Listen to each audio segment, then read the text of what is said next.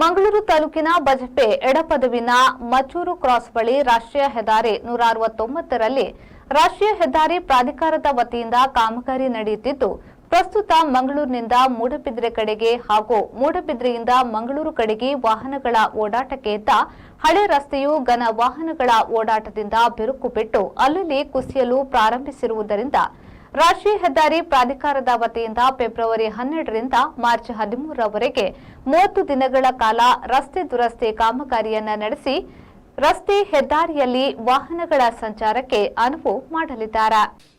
ರಸ್ತೆ ದುರಸ್ತಿ ಕಾಮಗಾರಿ ನಡೆಯುವ ಸಮಯ ಸಾರ್ವಜನಿಕ ಹಿತದೃಷ್ಟಿಯಿಂದ ಮಂಗಳೂರು ಕಡೆಯಿಂದ ಮೂಡಬಿದ್ರೆ ಕಡೆಗೆ ಮತ್ತು ಮೂಡಬಿದ್ರೆ ಕಡೆಯಿಂದ ಮಂಗಳೂರು ಕಡೆಗೆ ಸಂಚರಿಸುವ ವಾಹನಗಳು ತಾತ್ಕಾಲಿಕವಾಗಿ ಬದಲಿ ರಸ್ತೆಗಳನ್ನು ಉಪಯೋಗಿಸಬಹುದು.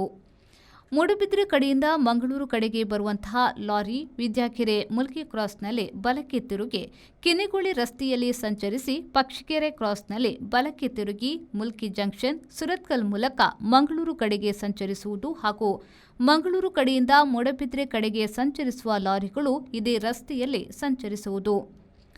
ಮೂಡಬಿದ್ರೆ ಕಡೆಯಿಂದ ಮಂಗಳೂರು ಕಡೆಗೆ ಸಂಚರಿಸುವ ಇತರ ಎಲ್ಲಾ ಲಘು ವಾಹನಗಳು ವಿದ್ಯಾಗಿರಿ ಮುಲ್ಕಿ ಕ್ರಾಸ್ನಲ್ಲಿ ಬಲಕ್ಕೆ ತಿರುಗಿ ಕಿನ್ನಿಗೋಳಿ ರಸ್ತೆಯಲ್ಲಿ ಸಂಚರಿಸಿ ಮೂರು ಕಾವೇರಿ ಕಟೀಲು ಪೆರ್ಮುದೆ ಬಜ್ಪೆ ಮೂಲಕ ಅಥವಾ ಪಕ್ಷಿಕೆರೆ ಕ್ರಾಸ್ನಲ್ಲಿ ಎಡಕ್ಕೆ ತಿರುಗಿ ಹಳಿಯಂಗಡಿ ಸುರತ್ಕಲ್ ಮೂಲಕ ಮಂಗಳೂರು ಕಡೆಗೆ ಸಂಚರಿಸುವುದು ಹಾಗೂ ಮಂಗಳೂರು ಕಡೆಯಿಂದ ಮೂಡಬಿದ್ರೆ ಕಡೆಗೆ ಸಂಚರಿಸುವ ಇತರ ಎಲ್ಲ ಲಘು ವಾಹನಗಳು ಇದೇ ರಸ್ತೆಯಲ್ಲಿ ಸಂಚರಿಸುವುದು.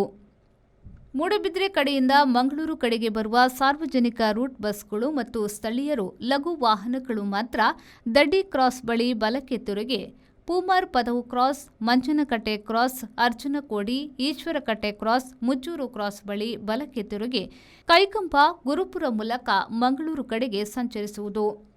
ಮಂಗಳೂರು ಕಡೆಯಿಂದ ಗುರುಪುರ ಕೈಕಂಬ ಮೂಲಕ ಮೂಡಬಿದ್ರೆ ಕಡೆಗೆ ಹೋಗುವ ಸಾರ್ವಜನಿಕ ರೂಟ್ ಬಸ್ಗಳು ಮತ್ತು ಸ್ಥಳೀಯರ ಲಘು ವಾಹನಗಳು ಮಾತ್ರ ಗಂಜಿಮಠದಿಂದ ಮುಂದೆ ಮುಚ್ಚೂರು ಕ್ರಾಸ್ ಬಳಿ ಎಡಕ್ಕೆ ತಿರುಗಿ ಈಶ್ವರಕಟ್ಟೆ ಕ್ರಾಸ್, ಅರ್ಜುನಕೋಡಿ, ಮಂಚನಕಟ್ಟೆ ಕ್ರಾಸ್, ಪೂಮಾರು ಪದವು ಕ್ರಾಸ್, ದಡ್ಡಿ ಕ್ರಾಸ್ ಬಳಿ ಎಡಕ್ಕೆ ಸಂಚರಿಸಿ ಮೂಡಬಿದ್ರೆ ಕಡೆಗೆ ಸಂಚರಿಸುವುದು. ಮಂಗಳೂರು ಕಡೆಯಿಂದ ಮೂಡಬಿದ್ರೆ ಮೂಲಕ ಕಾರ್ಕಳ ಕಡೆಗೆ ಸಂಚರಿಸುವ ಎಲ್ಲ ಲಾರಿಗಳು ರಾಷ್ಟ್ರೀಯ ಹೆದ್ದಾರಿ 66ರಲ್ಲಿ ಸುರತ್ಕಲ್ ಮುಲ್ಕಿ ಪಡುಬಿದ್ರೆಯಿಂದಾಗಿ ಕಾರ್ಕಳ ಕಡೆಗೆ ಸಂಚರಿಸುವುದು. ಮಾರ್ಗ ಬದಲಾವಣೆಯ ಸಮಯ ವಾಹನ ಸಂಚಾರಕ್ಕೆ ಅಡಚಣೆ ಉಂಟಾಗುವ ಸಾಧ್ಯತೆಗಳಿರುವುದರಿಂದ ಸಾರ್ವಜನಿಕರು ಪೊಲೀಸ್ ಇಲಾಖೆಯೊಂದಿಗೆ ಸಹಕರಿಸುವಂತೆ ಮಂಗಳೂರು ಪೊಲೀಸ್ ಆಯುಕ್ತರಾದ ಸುಧೀರ್ ಕುಮಾರ್ ರೆಡ್ಡಿಯವರು ತಿಳಿಸಿದ್ದಾರೆ. ನಾಗೇಶ್ ಕಾವೂರು, ವಿ4 ನ್ಯೂಸ್, ಮಂಗಳೂರು.